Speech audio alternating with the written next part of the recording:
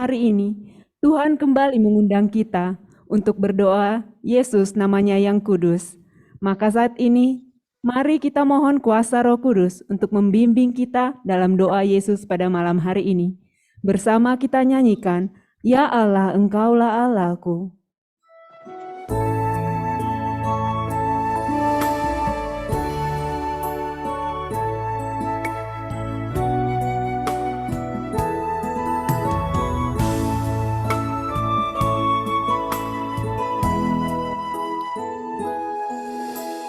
Ya Allah, Engkaulah Allahku, aku mencari Engkau.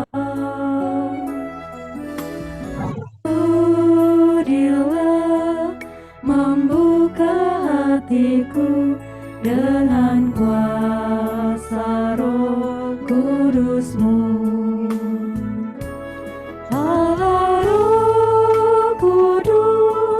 Bimbinglah hidupku, hiburlah hatiku. Allah Roh Kudus, limpahkan rahmat-Mu di dalam hidupku. Dalam nama Bapa dan Putra dan Roh Kudus. Amin.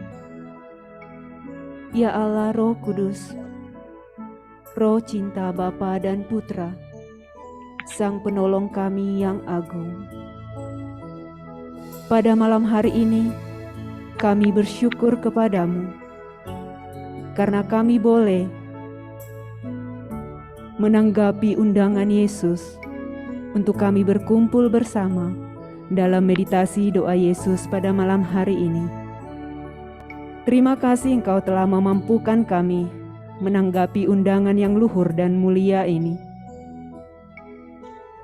Dan saat ini juga kami buka seluruh diri kami ke dalam tangan kuasa-Mu, agar Engkau saja yang meraja di dalam hati kami, memenuhi kami, agar dalam doa Yesus ini kami mampu mengarahkan seluruh diri kami kepada Yesus Tuhan dan Juru Selamat kami.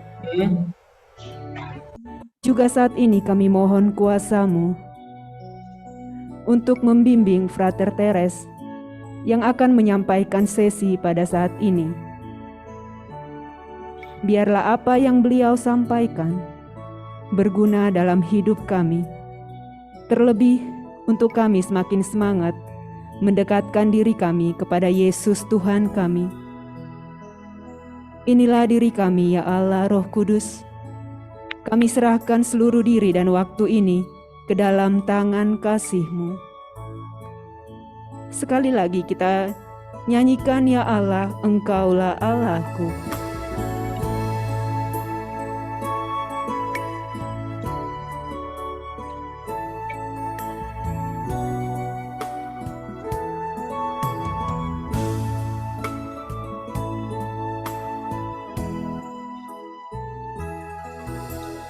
Ya Allah, Engkaulah Allahku, aku mencari Engkau. Sudilah membuka hatiku dengan kuasa Roh Kudus-Mu.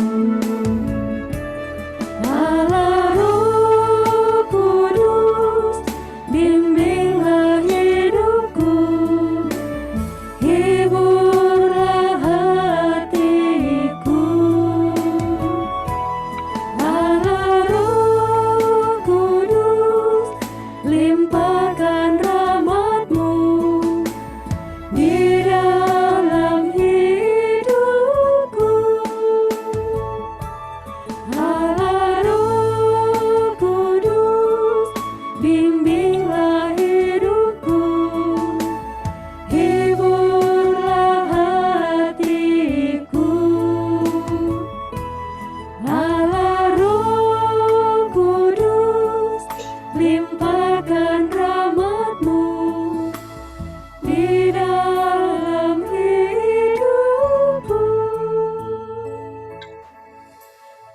kemuliaan kepada Bapa dan Putra dan Roh Kudus, seperti pada permulaan, sekarang, selalu, dan sepanjang segala abad. Amin.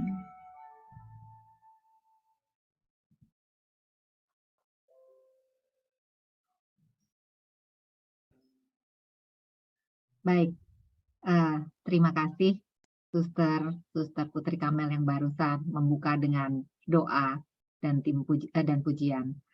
Sebelumnya saya mau ucapkan selamat malam untuk Romo, Frater, Suster, dan teman-teman peserta meditasi doa Yesus malam ini. Kita ketemu lagi malam ini di sesi ke-8 di kelas meditasi doa Yesus bulanan bersama komunitas The Light dan tim dari Romo-Romo CSE serta Suster Putri Karmel. Hari ini yang akan membimbing kita adalah Frater Teresius CSE. Dan materi yang akan dibawakan berjudul Kesetiaan dalam Perkara Kecil. Materinya diambil dari buku yang ditulis oleh Romo Yohanes CSE tentang Theresia Lisieux yang berjudul Kasih, Kepercayaan, dan Pasrah. Karena materinya cukup panjang, pengajaran tentang kesetiaan dalam perkara kecil ini akan dibagi dalam 2 sesi, yaitu malam ini dan bulan depan. Acara kita barusan sudah dibuka dengan pujian dan doa pembuka. Sebentar lagi kita akan dengarkan pengajaran dari Frater Teresius selama 45 menit. Lalu kita akan bermeditasi bersama selama 30 menit. Dan sebelum acara ditutup, akan diberikan kesempatan bagi yang ingin bertanya atau bila ada yang ingin sharing. Nama saya Lucy dan saya akan membantu untuk menjadi moderator malam ini. Baiklah, mari kita dengarkan pengajaran dari Romo Teresius. Romo, silakan.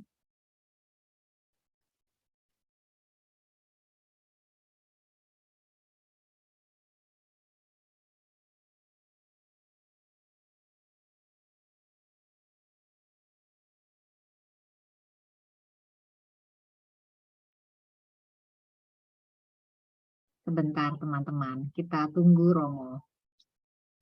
Frater Teresius. Kita tunggu Frater Teresius bersama tim. Frater, kalau sudah bisa connect, silakan.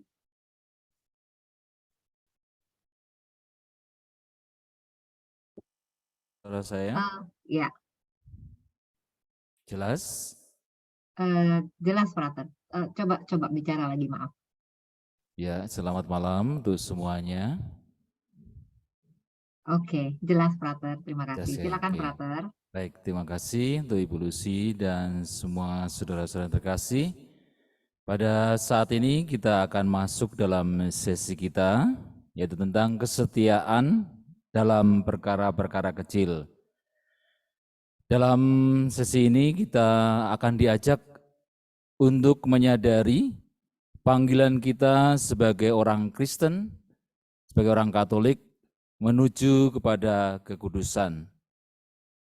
Dan pada sesi ini adalah salah satu jalan kecil yang diajarkan oleh Santa Teresia, kesetiaan dalam perkara kecil.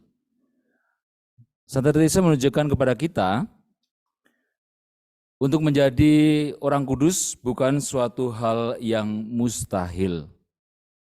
Pengudusan hidup diri kita melalui kesetiaan perkara-perkara kecil yang kita alami. Pandangan Santa Teresa ini mengenai kesucian atau kekudusan memulihkan kembali kuasa kekudusan dari kewajiban status atau panggilan hidup kita. Artinya apa? Penyucian atau pengudusan hidup sehari-hari memiliki kuasa menyucikan atau menguduskan. Teresa juga mengajarkan bahwa kesucian atau kudusan terdapat dalam kemampuan kita untuk mengilahikan kehidupan sehari-hari, kehidupan kita sehari-hari. Nah, jalan yang dilalui oleh Santa Teresa ini menunjukkan dan mewartakan bahwa kehidupan sehari-hari bisa menguduskan seseorang. Nah, selama hidupnya dalam biara, Teresia dan segala perbuatannya sangat biasa. Tersembunyi, sehingga para susternya yang sebiara dengan dia tidak tahu rahasia ajaran Teresia ini. Karena terlalu biasa dan melakukan semua hal yang biasa, yang semua dilakukan oleh para suster. Ini terbukti bahwa ada kebiasaan dalam OJD ketika Teresia sudah meninggal, anggota yang satu biara dengan dia diminta atau ditanya mengenai kebajikan apa yang ada atau kelihatan pada suster Teresia ini. Menarik apa yang dinyatakan, dikatakan oleh beberapa suster sebiara Teresia. Mereka berkata, Teresia, dia seorang suster yang baik, anak yang manis. Tetapi tidak ada yang istimewa. Inilah yang diungkapkan oleh mereka. Bahkan ada juga seorang priorin dari biara lain berkata, kalau orang seperti ini kudus, siapa yang tidak kudus? Lalu dia bertanya demikian, kalau yang seperti ini dinamakan orang kudus, di biara kami banyak yang lebih kudus. Ya, seolah menyindir kan. Nah, di sini mau mengatakan bahwa banyak yang tidak mengerti mengenai Teresia.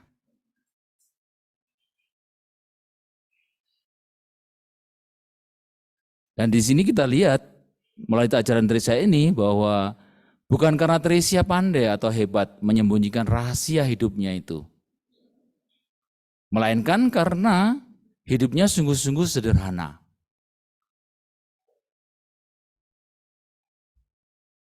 Nah, hidup Teresia ini menjadi contoh nyata bahwa kehidupan biasa dan sederhana yang dihayati dengan setia, bahkan tidak menonjol atau tidak kelihatan, membawa kepada kesucian atau kekudusan yang tinggi sekali.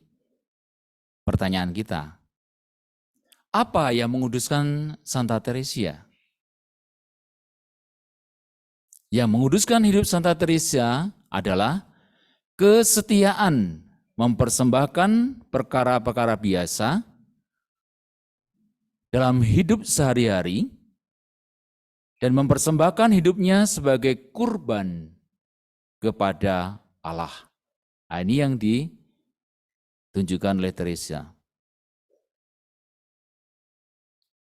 Nah, pada kesempatan ini kita akan melihat penghayatan yang seperti apa yang ditunjukkan Teresia dalam kesetiaan dalam perkara-perkara kecil. Kita akan melihat pada malam hari ini dalam penghayatan kebajikan-kebajikan religius, yaitu 3 nasihat Injili yang dihayati oleh Santa Teresia, yaitu kemiskinan, kesetiaan, ketaatan. Ya, 3 kaul.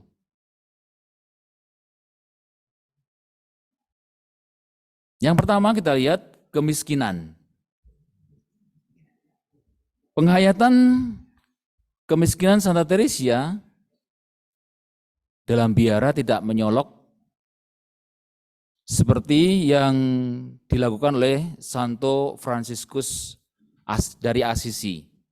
Ya, mungkin ada dari saudara-saudari yang terkasih pernah membaca kisah riwayat Santo Fransiskus yang luar biasa dalam penghayatan kemiskinan. Namun demikian, penghayatan kelepasan dan kemiskinan Santa Teresia juga dikatakan radikal. Mengapa? Dapat dikatakan radikal karena Teresia sungguh mengikuti Kristus dalam jalan kelepasan dan kekosongan, di mana dikisahkan dalam memilih keperluan pribadi, Teresia memilih pakaian atau barang-barang yang paling buruk, dikatakan demikian. Semakin buruk barang itu, semakin puaslah Teresia untuk memakainya atau memilihnya. Buruk di sini bukan berarti tidak dapat dipakai. Ya, bukan yang rusak atau apa yang memang tidak boleh dipakai, tapi buruk di sini adalah masih layak untuk digunakan dalam penghayatan hidup membiara yang dilakukan oleh Teresia.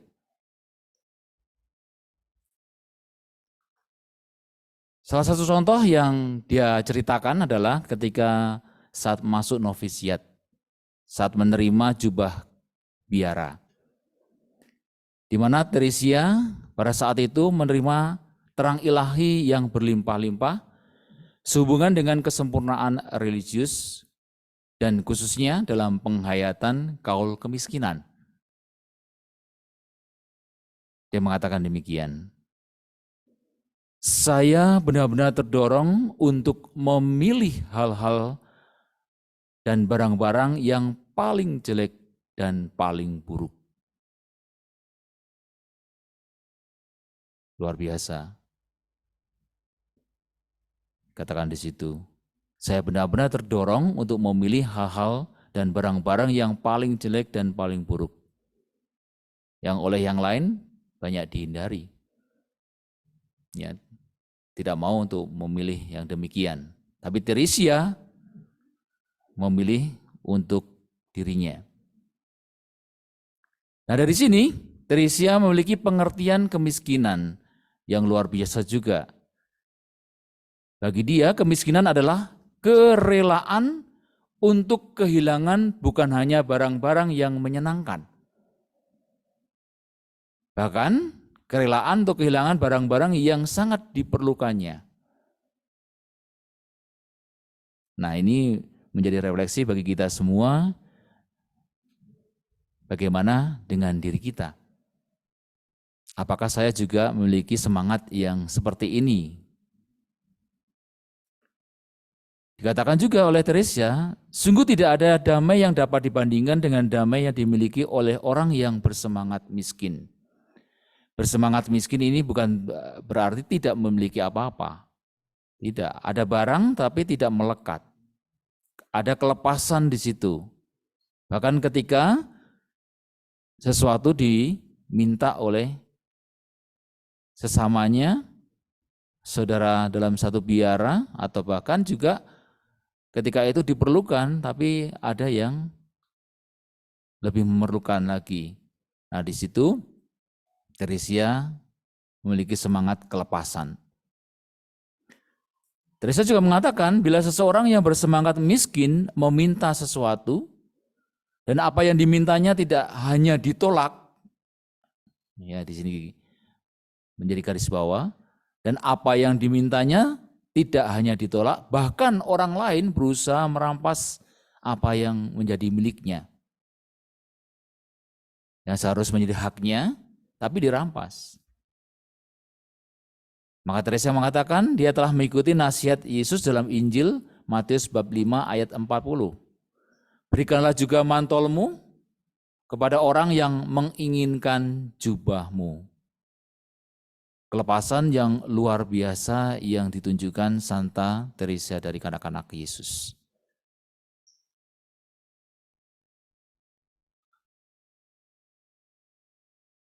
Teresia tidak hanya memberikan apa yang diminta, tetapi memberikan apa yang diperlukan. Mungkin kita lebih mudah untuk memberikan yang diminta. Tetapi ketika apa yang diminta itu yang diperlukan oleh Teresia, nah ini mungkin juga menjadi refleksi kita. Apakah kita berani seperti Teresia ketika itu diperlukan, orang lain memintanya.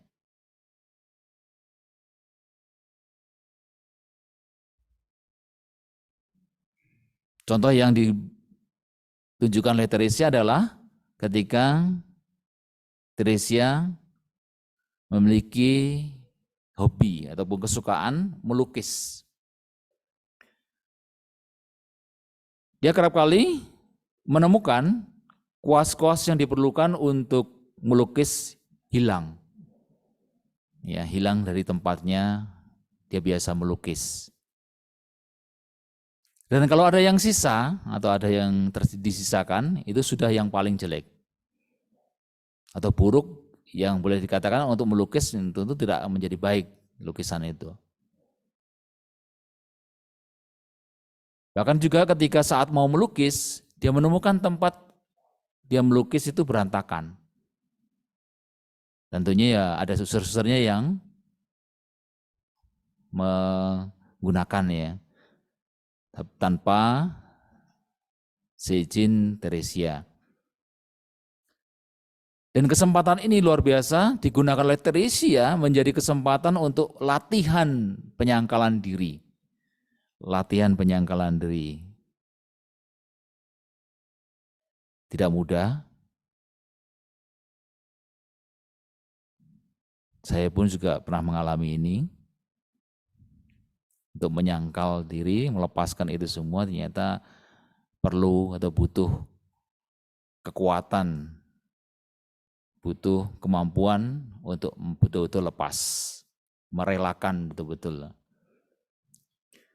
Teresia dalam soal penghayatan kemiskinan ini juga membantu kita, ya, sangat menarik, membedakan antara kemiskinan, kerapian, dan kebersihan. Teresia mengatakan kemiskinan tidak sama dengan kecerobohan, atau tidak cermat, atau tidak teliti. Ini juga meneguhkan apa yang diajarkan oleh Santa Teresa dari Yesus yang pernah berdoa demikian. Ya Tuhan, jauhkanlah kami dari orang kudus yang kumuh, ya, tidak bersih. Karena kekumuhan bukan kebajikan, ya, bukan kebajikan, melainkan cacat celah.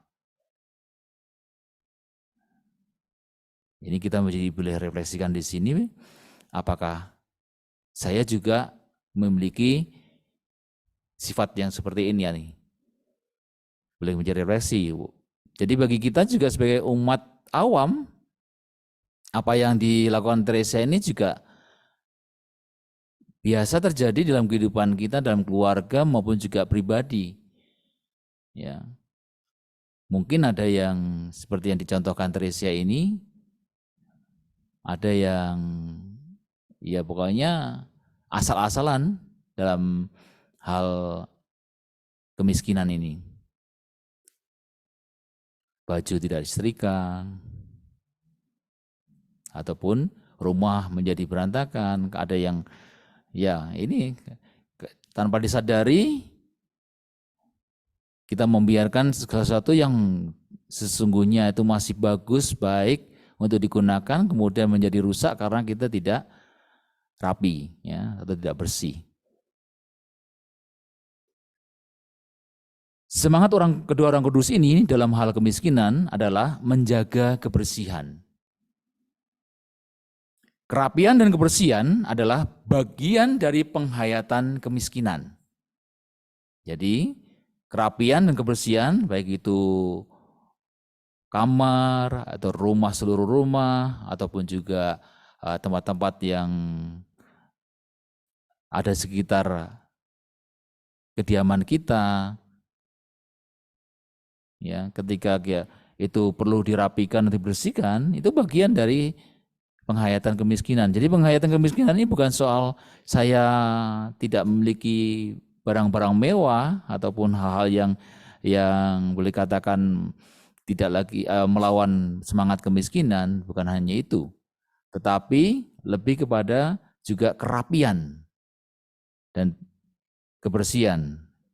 Dan kerapian dan kebersihan ini juga bukan soal sekitar kita, tapi juga diri masing-masing pribadi. Apakah saya rapi atau tidak, rambutnya dirapikan atau tidak, atau sembarang saja. Ya, itu juga menunjukkan penghayatan kemiskinan. Berikutnya kita lihat kemurnian. Ya, kalau kemurnian, nah di sini Teresia sungguh-sungguh menghayati kemurnian ini dengan luar biasa, sehingga dia digelari sebagai malaikat kemurnian. Mengapa dia digelari demikian? Karena Teresia diberi rahmat khusus oleh Tuhan. Ya, Teresia diberi rahmat khusus oleh Tuhan sejak umur 4 tahun. Ya, sejak umur 4 tahun sudah berpikir untuk menjadi milik Yesus, milik Kristus. Luar biasa. Anda bagaimana? Anda bagaimana? Umur 4 tahun hanya mau mencintai Kristus dan rindu untuk menjadi satu dengan Kristus. Dia juga memiliki kerinduan untuk menjadi murni seperti malaikat serafim. Jadi Teresia bukan berkhayal, tapi ada kerinduan. Umur 4 tahun, kira-kira 4 tahun dulu jadi apa gitu ya. Anda lihat kembali, refleksi kembali, kenangkan kembali, umur 4 tahun dulu apa yang saya buat, apa yang saya pikirkan.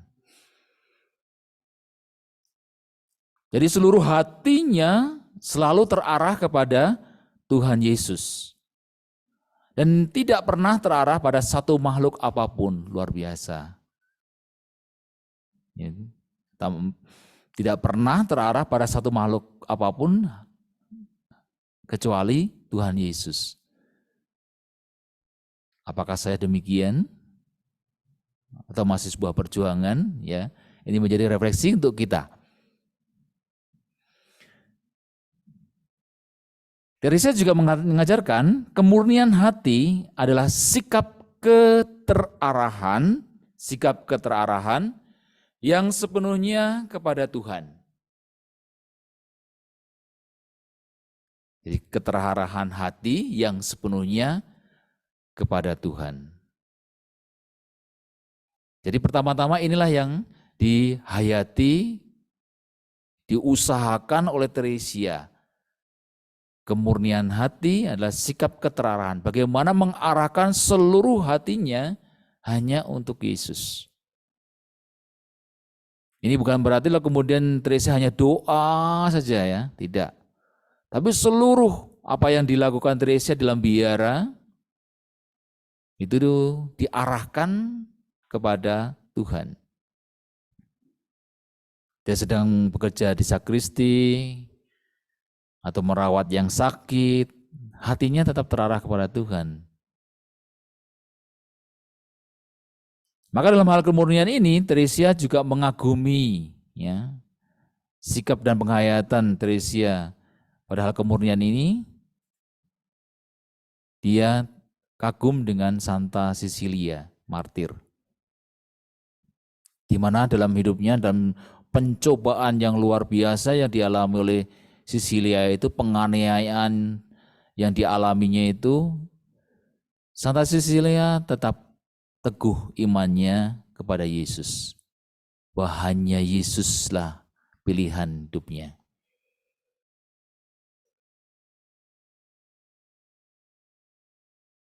Dari sini, kemudian ketika orang membaca kisah hidup Teresia tentang kemurnian ini, mengomentari bahwa Teresia itu orang murni hatinya.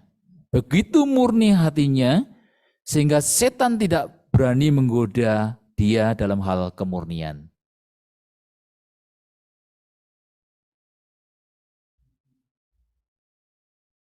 Baik, kita terus melihat mengenai kaul ketaatan atau ketaatan.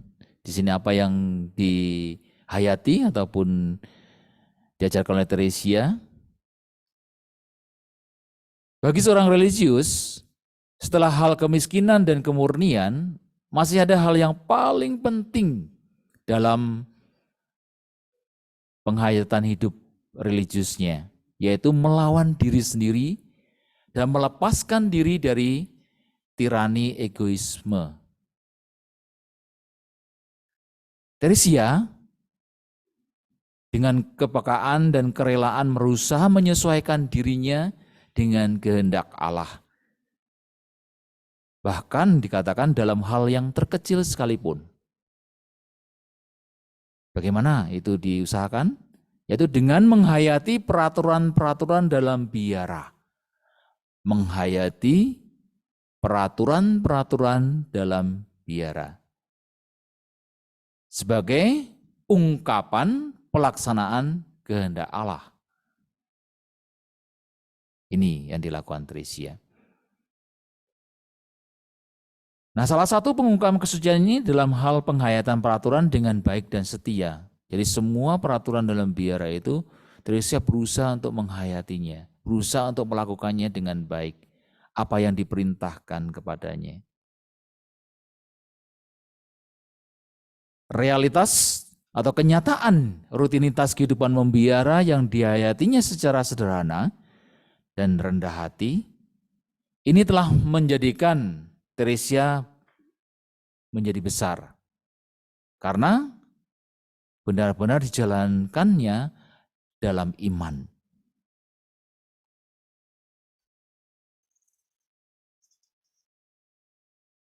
Teresia dalam membiarkan diri dibentuk dalam semangat Karmel yang akhirnya menandai seluruh kehidupan dia. Di mana Teresia benar-benar menjadi teladan bagi sesama susternya dalam menghayati peraturan-peraturan dalam biara. Teresia menjadi teladan ketaatan dan kecermatan dalam menghayati segala peraturan biara. Ia begitu rupa, dikatakan, menghayati ketaatan sehingga tidak hanya melakukan perintah-perintah yang diberikan secara nyata oleh pemimpinnya yang saat itu, tetapi juga berusaha menghayati apa yang mereka inginkan dan akan menjalankannya. Ini yang dilakukan Teresia. Jadi dia bukan hanya melakukan perintah-perintah yang diberikan secara nyata, suruh buat apa, dia menjalankan, bukan hanya itu saja, tapi berusaha menghayati apa yang mereka inginkan. Jadi apa yang diinginkan oleh pemimpin, atau mereka yang memerintahkan untuk dilakukan pada kehidupan dia, dan ia berusaha menjalankan. Walaupun itu tidak dikatakan tidak menarik untuk Teresia. Tidak menarik untuk Teresia, tapi dia taat untuk melakukan itu. Nah, di sini dalam ketaatan ini Teresia menemukan suatu sarana yang paling aman dan efektif untuk melaksanakan kehendak Allah dan berkenan kepadanya dalam segala sesuatu. Jadi dia menemukan sarana yang paling efektif, maka dikatakan di situ oleh Teresia, "Oh Tuhan, betapa kami dibebaskan dari banyak kebingungan dan kekhawatiran melawan kaul ketaatan. Betapa bahagianya para religius yang sederhana, yang setia melakukan kehendak atasannya atau pimpinannya sebagai pedoman mereka. Pastilah mereka berada dalam jalan kebenaran. Mereka tidak usah takut bahwa mereka akan keliru. Bahkan apabila nampak jelas bagi mereka bahwa pemimpin mereka keliru memerintahkan sesuatu."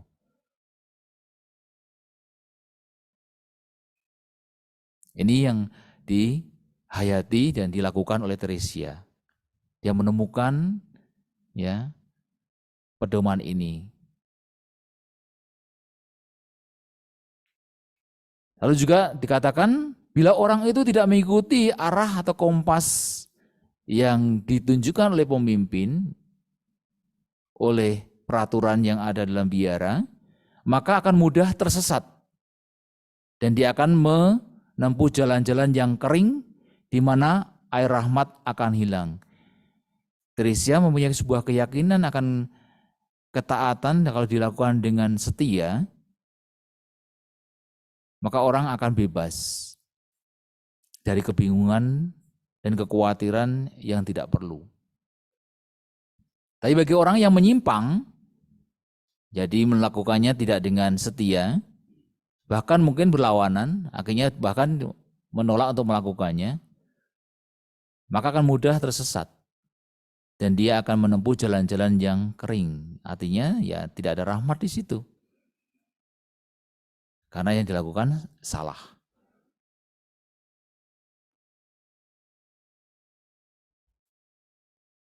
Nah, dari sini kita belajar melalui ketaatan Tresia melihat kehendak pemimpinnya dalam peraturan-peraturan biara sebagai sebuah sarana yang pasti untuk mengenal Allah. Jadi melalui apa yang diperintahkan oleh pemimpin untuk dilakukan, untuk dibuat, di situ dia mengenal kehendak Allah. Apa yang diinginkan Allah dari dirinya.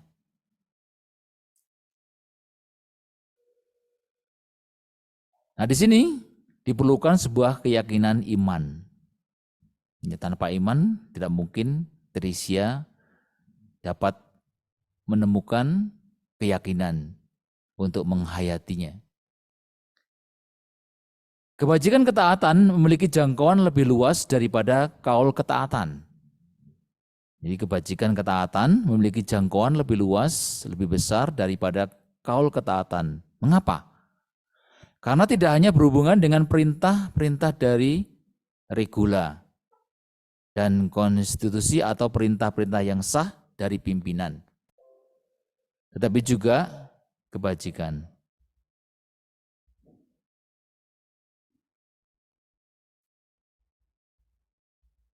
Ya, itu saja yang dapat saya berikan mengenai bagian pertama tentang kesetiaan dalam perkara-perkara kecil. Kita melihatnya melalui 3 kaul ataupun 3 kebajikan yang dihayati oleh Tresia. Demikian.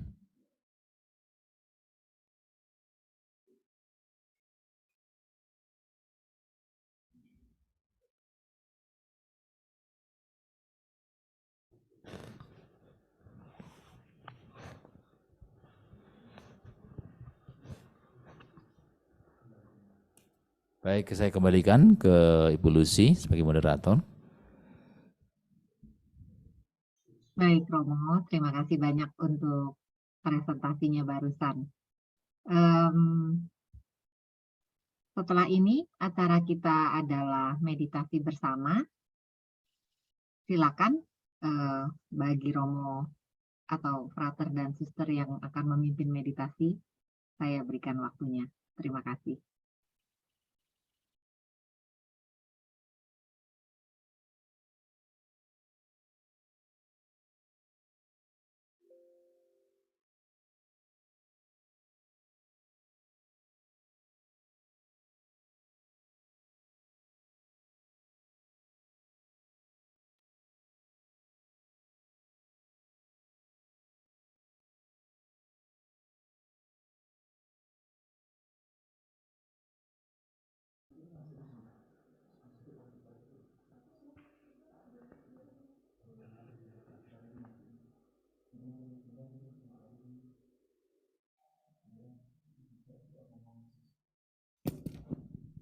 Cek.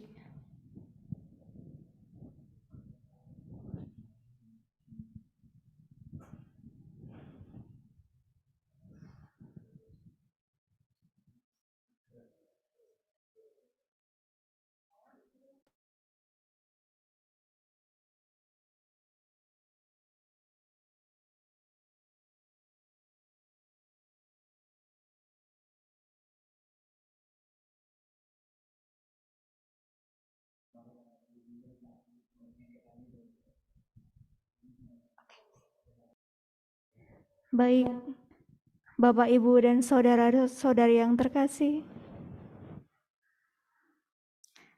setelah kita mendengarkan pengajaran pada malam hari ini, mari kembali kita mengheningkan hati kita. Kita sadari Tuhan Yesus yang tinggal di dalam hati kita masing-masing.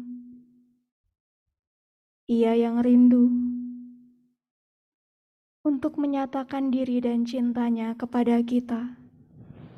Ia yang sungguh hadir dalam hati kita. Maka mari dengan segenap hati kita mau datang untuk membalas kasih-Nya dan tinggal di dalam Ia. Saya mengundang Bapak Ibu untuk mengambil posisi duduk yang baik, untuk menarik nafas 2-3 kali.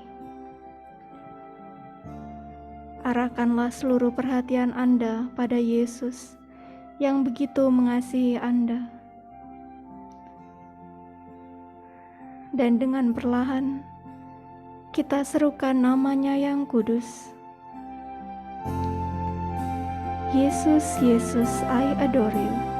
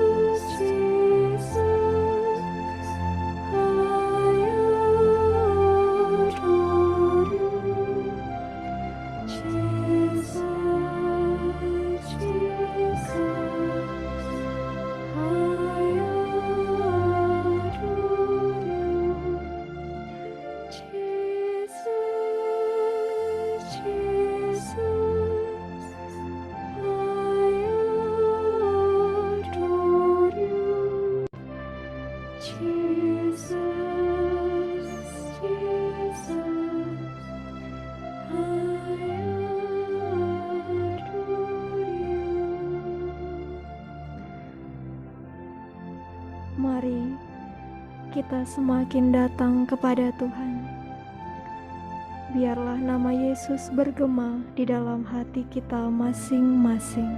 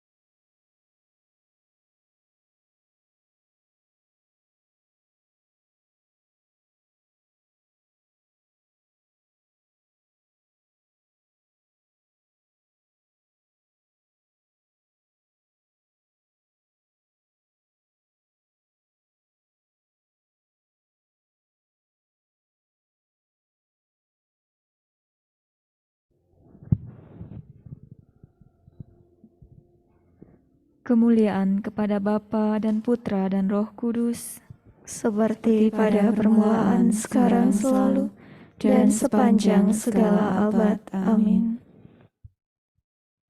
Kami kembalikan kepada moderator.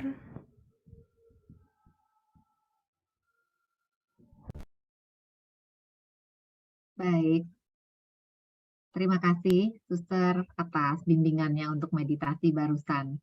Dan juga terima kasih kepada Frater Teresius atas pengajarannya tadi. Baiklah, sekarang kita masuk ke sesi sharing dan tanya jawab teman-teman.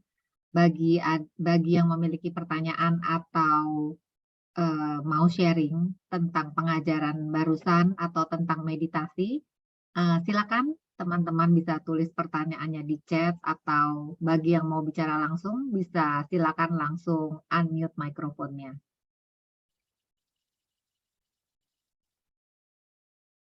Frater, sudah ada satu pertanyaan di sini yang masuk untuk Frater. Boleh saya bacakan?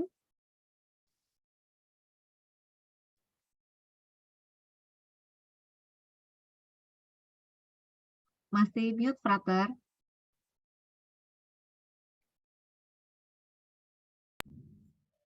Saya bacakan Frater ya. Ya, silakan. Ya, Frater, ada satu teman peserta yang bertanya.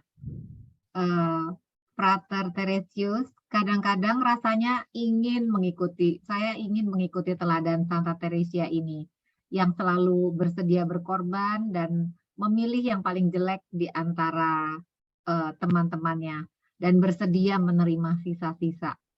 Tetapi Frater, dalam kehidupan ini, rasanya kalau kita lakukan seperti itu, apakah orang-orang nantinya akan memanfaatkan kebaikan kita dan bahkan akan menjadikan kita babu masyarakat? Gimana itu, Frater, tanggapannya? Ya, kemungkinan untuk seperti itu ada. Ya, karena ada orang-orang tertentu pasti akan memanfaatkan kebaikan kita, segala apa yang kita lakukan. Ada juga yang kemudian mungkin akan menyindir, akan mengolok kita, bahwa apa yang kita lakukan itu seolah-olah mungkin dapat dikatakan untuk mencari perhatian. Ya, bisa saja begitu. Tetapi kita tidak perlu takut. Artinya kita harus tetap melakukan apa yang menjadi komitmen saya. Kalau saya mau melakukan itu untuk kemuliaan Tuhan, ya kita arahkannya kepada Tuhan, bukan kepada manusia.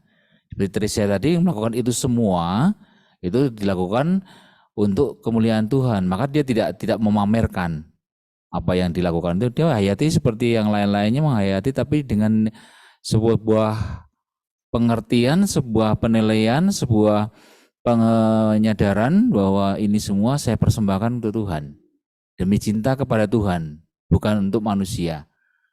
Sehingga akhirnya dilakukannya juga dengan tidak ditunjukkan kepada siapapun apa yang saya lakukan. Ini yang perlu kita mengerti, apa yang sudah dilakukan oleh Teresia itu. Jadi kita boleh lakukan sebagai awam, dapat juga dilakukan baik dalam keluarga maupun juga dalam masyarakat.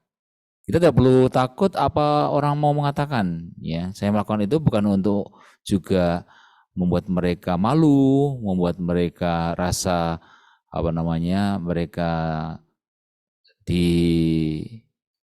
mungkin ada yang merasa disindir dengan cara kelepasan yang kita lakukan. Ada pasti itu. Tapi kita tidak melakukan itu semua untuk hal itu. Tapi kita melakukan itu semua adalah untuk kemuliaan Tuhan. Dan kita persembahkan juga untuk kurban-kurban kepada Tuhan demi jiwa-jiwa. Ya, itu yang dapat saya jawab. Baik, Frater. Terima kasih. Berikutnya, Frater, berkaitan dengan ketaatan. Satu teman berkata, pemimpin-pemimpin kita adalah manusia yang tidak luput juga dari kesalahan. Cukup banyak contoh dari sejarah gereja Katolik juga begitu. Bagaimana kita bisa menerapkan ketaatan tanpa terbawa ke hal-hal yang salah atau hal-hal yang buruk, di mana dalam kasus-kasus yang jelas salah Dan di dalam kesalahan itu juga pemimpin-pemimpin organisasi atau pemimpin kita terlibat. Bagaimana supaya kita tidak ikut terbawa arus itu, Frater? Baik, soal ketaatan pertama-tama kita harus melihat ya, memang ada banyak hal tingkat-tingkat ketaatan dan juga dilihat dari sisi motivasi untuk melakukan itu semua, lalu juga ada dilihat secara moral. Kita dalam gereja Katolik ada moral Kristiani dalam melakukan tindak ketaatan. Tapi yang paling utama bahwa kita melakukan itu, bahwa yang dilakukan ataupun yang diberikan atau yang diperintahkan itu adalah sesuatu yang memang tidak melanggar dosa atau yang bersifat akan berbau dosa ataupun berbau kejahatan. Nah, di sini yang harus kita juga lihat itu semua. Maka penting sekali ketika kita diperintahkan ataupun kita harus mematuhi sesuatu, dilihat apakah itu untuk dinilainya itu untuk kebaikan bersama ataukah hanya ditujukan pada tertentu. Memang pada hal tertentu kita harus menyatakan tidak. Pada soal ketaatan ini, bahwa saya tidak mau melakukan itu karena saya tahu bahwa itu salah, itu pelanggaran besar, sehingga harus berani tegas walaupun nantinya bahwa kita mungkin disingkirkan, kita diomongi macam-macam. Tapi sekali lagi seperti yang diajarkan Tresia, bahwa ketaatan ini pertama-tama adalah kita mau melakukan yang diperintahkan itu, dilihat bahwa itu ada kebenaran yang harus dijalankan sesuai dengan aturan yang ada. Peraturan yang jelas sudah dinyatakan secara sah dan resmi. Mungkin lebih tambahan dari Frater Romo Yosef, mungkin akan bisa menambahkan sedikit berkaitan dengan ketaatan umumnya dengan apa yang berlaku di masyarakat.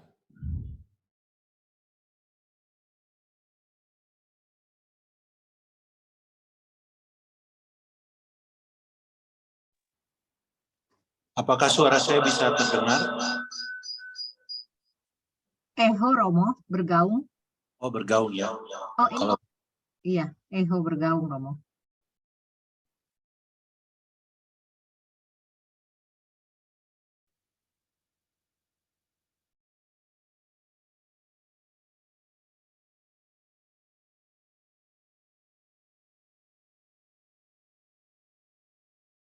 Masih mute, Mo.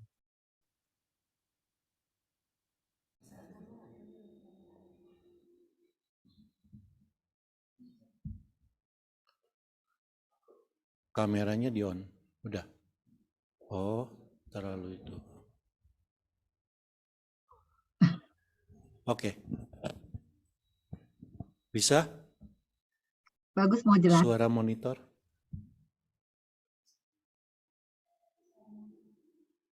Bu Lucy, bisa dengar suara saya?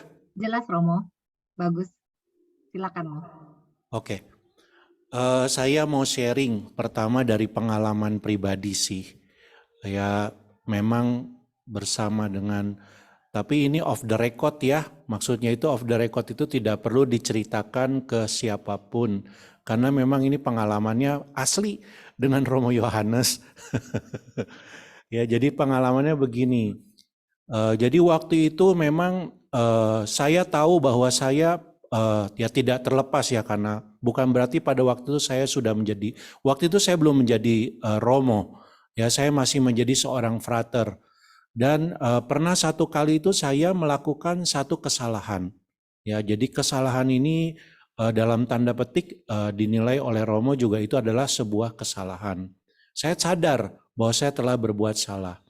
Nah, ketika saya datang kepada Romo Yohanes, kemudian saya mengatakan kepada dia, saya minta maaf atas kesalahan yang saya buat itu. Nah, lalu Romo Yohanes tidak melakukan, maksudnya dia tidak ngomong apa-apa pada saat itu, yang seingat saya, ya. Tetapi satu hal yang dia lakukan adalah pada waktu itu kamu sekarang ke kapel. Dia katakan seperti itu. Ngapain Romo? Saya bilang gitu. Saya pikir saya disuruh berdoa, ya. Tetapi dia tidak memerintahkan saya untuk berdoa. Tetapi apa yang dia lakukan? Yang dia lakukan adalah dia minta supaya saya mengukur panjang dan lebarnya kapel. Jadi saya itu bingung. Awal-awal bukan saya bingung. Awal-awal saya katakan, oke Romo, saya ke kapel sekarang. Tetapi di perjalanan, jadi kan Pondok Romo itu kan di ujung, ya, di ujungnya pertapaan kami. Sedangkan kapel kan ada di bawah, ya. Nah, jadi ketika saya dalam perjalanan meninggalkan pondoknya Romo Yohanes, kemudian saya menuju ke kapel, lalu saya berpikir di dalam pikiran saya, ngapain ya Romo Yohanes ini kok suruh saya ngukur kapel? Saya bilang begitu. Soalnya kalau misalnya mau suruh ngukur kapel, harusnya ya saya mengatakan seperti ini.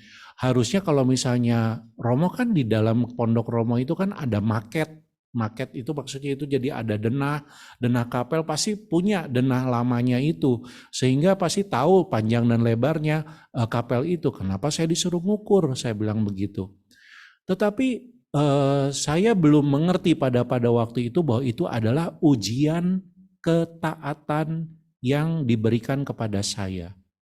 Tetapi setelah saya memberikan jawabannya, jadi saya masuk ke kapel dengan gembira lah pada waktu itu saya ukur ya kapel itu semua panjang dan lebarnya. Kemudian setelah saya berikan denahnya kepada Romo Yohanes tidak melihat apa yang saya lakukan, tidak melihat hasilnya, tetapi dia hanya taruh. Setelah itu dia taruh di meja, baik kamu boleh pergi. Jadi saya akhirnya ketika saya merefleksikan hal itu, saya baru tahu bahwa itu adalah ujian ketaatan bagi saya. Jadi yang di sini adalah yang mau saya katakan, kadang-kadang kita itu diuji ketaatan yang dalam tanda petik illogical.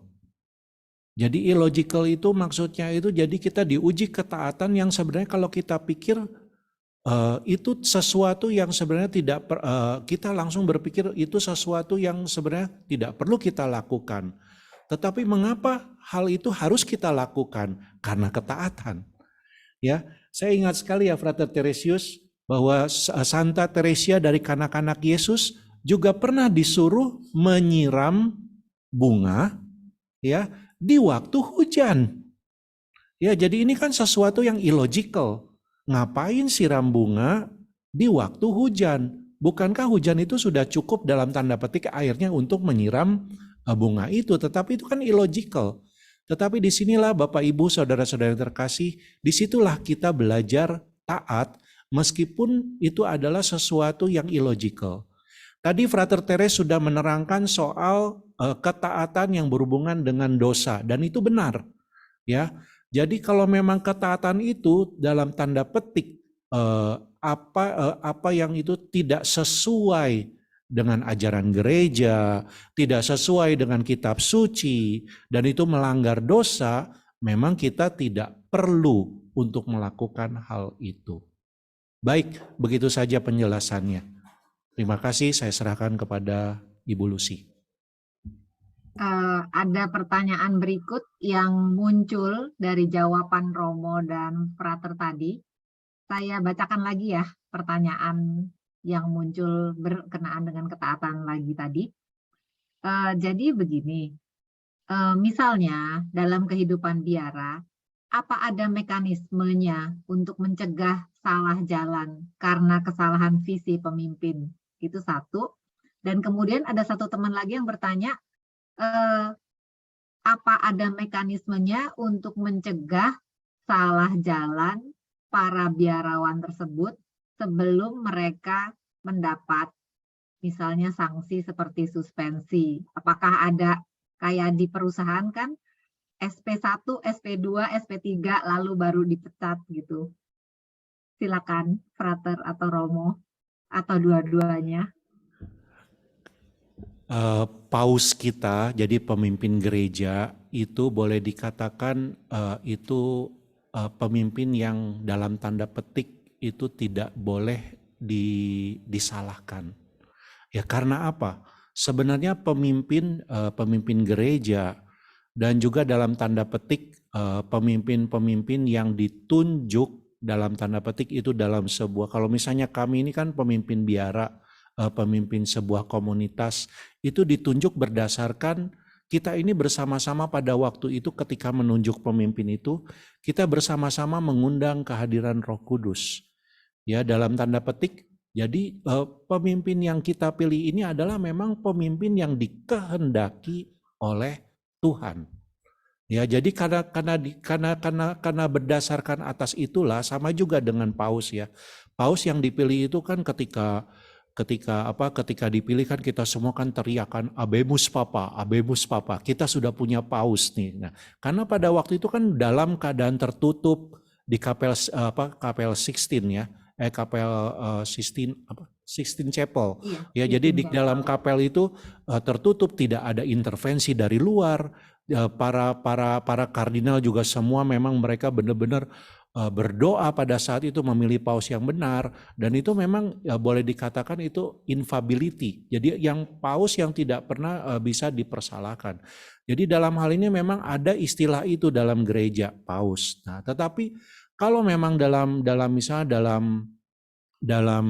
konteks pemimpin gereja seperti pastor, kemudian juga mungkin juga bisa juga pemimpin biara, ya yang walaupun kita tahu bahwa itu adalah orang-orang yang dikehendaki oleh Tuhan, ya tetapi ternyata dia melakukan dalam tanda petik kesalahan yang sangat fatal, ya kesalahan yang sangat fatal di dalam kepemimpinannya.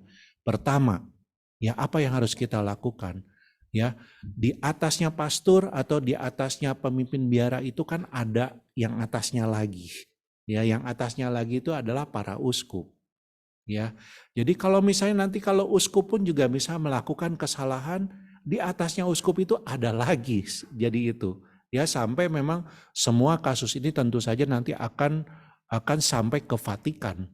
Ya, jadi kita tidak perlu dalam tanda petik terlalu khawatir dengan apakah kita akan mengikuti jalan yang salah atau tidak.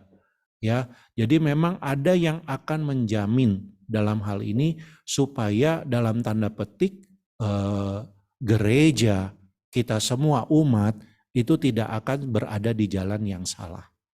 Ya, jadi itulah semoga penjelasan ini bisa menjawab pertanyaan tadi. Bagaimana Bu Lucy? Atau Frater Teres mau menyampaikan sesuatu? Cukup? Romo, tadi ada pertanyaan yang itu apakah ada peringatan pertama, kedua, ketiga? Selalu ada. Ada. Jadi kalau misalnya seorang pemimpin melakukan pelanggaran itu pasti ada surat peringatan. Dan itu memang sudah keputusan sampai akhirnya dia dijatuhi dalam tanda petik ya, dalam tanda petik kalau misalnya seorang imam dia melakukan kesalahan dalam tanda petik, akhirnya kesalahan itu memang dinilai sebuah dalam tanda petik sebuah skandal lah seperti itu ya. Itu sudah dibicarakan sebelumnya dalam dialog dengan pimpinan yang di atas, yang lebih atas lagi, yaitu uskup. Ya, tetapi yang dimaksudkan di sini ini adalah ketika dia sebagai seorang pribadi melakukan kesalahan. Tetapi yang tadi yang saya maksudkan itu adalah yang kita sedang bicarakan ini adalah ketika dia mewartakan atau menyampaikan sesuatu atau menyampaikan pengajaran dan pengajaran itu adalah tidak sesuai dengan kebenaran.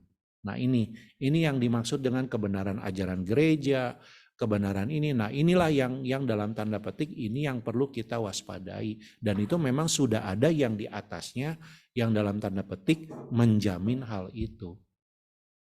Mungkin penjelasan ini bisa jelas bagaimana Bu Lucy? Iya Romo, sudah jelas, sudah terjawab. Bagi teman yang bertanya, kalau masih merasa kurang jelas, Anda bisa chat lagi. Tapi so far menurut saya yang tadi Romo jelaskan sudah jelas dan menjawab semuanya. Terima kasih Romo. Ya, intinya memang di atas kita pasti ada yang menjamin akal itu. Baik. Jadi kita tenang aja ya, Mo. Baik. Kemudian, iya, ada satu pertanyaan, mungkin pertanyaan terakhir ya, karena waktu kita sudah hampir habis. Bagaimana mengenai kemiskinan yang tadi Santa Teresia? Bagaimana kita mengajarkan kemiskinan pada anak-anak yang keadaannya berkecukupan dan lingkungannya juga semua berkecukupan?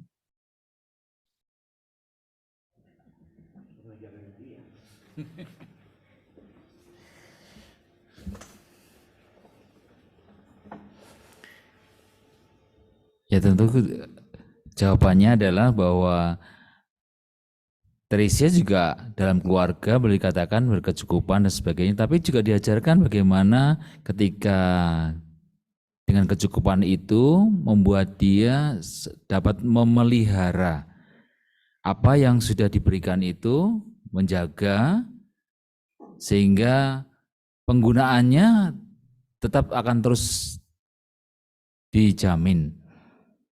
Ya, ini yang harus selalu diingatkan kepada mereka. Artinya mengingatnya dengan mengajarnya bukan istilahnya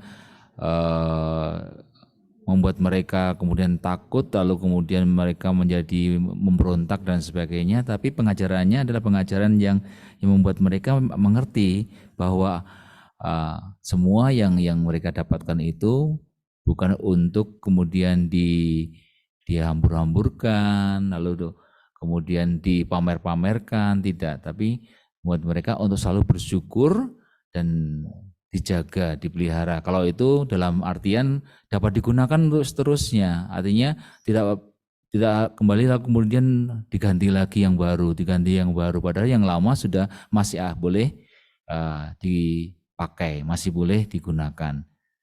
Itu jawaban yang lebih singkat. Baik, Romo. Terima kasih. Saya lihat di chat juga sudah tidak ada pertanyaan lagi dan waktu juga sudah hampir habis. Terima kasih banyak buat pengajaran malam ini, Romo Tere, Frater Tere, Romo Yohanes juga, Romo Yosef, maaf, Romo Yosef juga. Terima kasih banyak. Terima kasih banyak juga buat para frater dan suster yang tadi membantu acara kita, baik di doa pembuka maupun bimbingan meditasinya. Makasih juga buat teman-teman yang hari ini hadir, dan juga buat teman-teman yang bertanya, yang memperkaya diskusi dan pengajaran malam ini. Jangan lupa bulan depan ya Romo, frater, kita ketemu lagi tanggal 5 November. Teman-teman juga kita ketemu lagi tanggal 5 November. Lina, apakah ada pengumuman buat kita, teman-teman? Halo, Lucy. Ya. Iya, jadi hari ini tidak ada pengumuman, cuman kita akan bertemu lagi. Masih ada 2 pertemuan ya, dari Ya, betul. November dan Desember ya. Betul. Oke. Betul. Ya, itu aja Ibu Lucy. Terima kasih. Terima kasih Lina. Terima kasih semua teman-teman. Terima kasih semua yang membantu. Sebelum kita tutup acara kita, bisa minta tolong Lina untuk pimpin doa penutup dan kemudian minta berkat dari frater atau Romo. Selamat malam, ini Sabta ya. Lucy, saya yang bantuin doa penutup karena Lina lagi sambungan internetnya kurang bagus, on and off gitu. Selamat malam semua. Mari kita menenangkan diri sebentar. Dalam nama Bapa dan Putra dan Roh Kudus. Amin. Selamat malam Tuhan Yesus. Kami berterima kasih atas lindungan-Mu, bimbingan-Mu hari ini, sepanjang hari ini. Dan terutama pengajaran yang Engkau berikan lewat Romo dan Frater Teresius tentang Santa Teresia Lisu. Begitu banyak ya Tuhan yang terjadi dalam hidup kami sehari-hari. Kami begitu sombong, kami kadang-kadang tidak mau menurut, terutama dalam kehidupan kami bergereja ataupun di dalam rumah tangga. Kami mohon ya Tuhan, agar pengajaran hari ini dan maupun pertanyaan dan jawaban dari Romo dan Frater bisa mengingatkan kami apa yang harus kami dahulukan, apa yang bisa kami bikin, apa yang kami bisa membuat hatimu Tuhan Yesus gembira dan menguatkan kami iman kami sendiri, dan kami juga bisa menjadi teladan bagi keluarga kami untuk lebih bersahabat dengan Tuhan Yesus,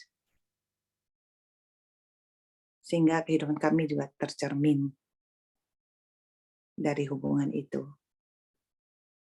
Kami mau belajar menguduskan diri ya Tuhan, karena bayangan kami adalah untuk menjadi kudus harus melakukan hal-hal yang besar. Dari contoh Santa Teresa, kami bisa melakukannya kehidupan sehari-hari kami. Hal-hal yang kecil yang kami temui setiap hari, terutama di dalam kehidupan kami berumah tangga maupun kehidupan di kantor maupun kehidupan di biara. Kami mohon ya Tuhan, bantulah kami untuk mempersembahkan hal-hal kecil itu untuk membahagiakan Tuhan Yesus.